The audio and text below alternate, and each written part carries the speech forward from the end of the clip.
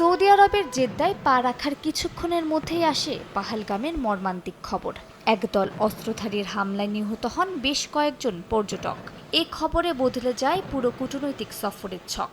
ভারতের প্রধানমন্ত্রী নরেন্দ্র মোদী সৌদি যুবরাজ মোহাম্মদ বিন সালমানের সঙ্গে বৈঠকে অংশ নিলেও বাতিল করেন আনুষ্ঠানিক নৈশভোজ এবং নির্ধারিত সময়ের আগে দেশে ফেরার সিদ্ধান্ত নেন। বুধবার সকালেই তিনি নয়াদিল্লিতে ফেরত যান। এর আগে আল সালাম প্রাসাদে রাজকীয় সংবর্ধনার পাশাপাশি মোদীকে দেয়া হয় আরেকটি বিশেষ সম্মান। সৌদি আকাশে তার বিশেষ বিমানকে পাহারা দিয়ে নিয়ে যায় রয়্যাল সৌদি এয়ারফোর্সের দুটি F-15 যুদ্ধবিমান। আন্তর্জাতিক কূটনৈতিক সফরে এ ধরনের সামরিক পাহারা খুব কমই দেখা যায়।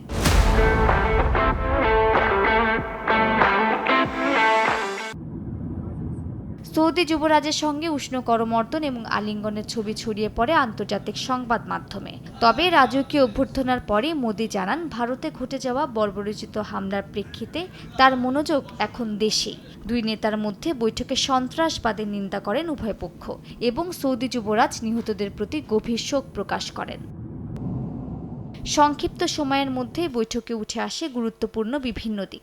প্রতিরক্ষাসহ দুটি নতুন মন্ত্রী পর্যায়ের কমিটি গঠনের পাশাপাশি ভারতে দুটি তেল শোধনাগার নির্মাণে যৌথ উদ্যোগের চুক্তিও হয়। বিদ্যুৎ গ্রিড সংযোগের সম্ভাব্যতা যাচাই নিয়েও আলোচনা চলে। মোদি জানান, ভারত সৌদি সম্পর্ক গত দশকে এক নতুন উচ্চতায় পৌঁছেছে। এ সফর তা আরও সুসংহত করবে। মালিহা সুহরাওয়ার্দী, সময় সংবাদ।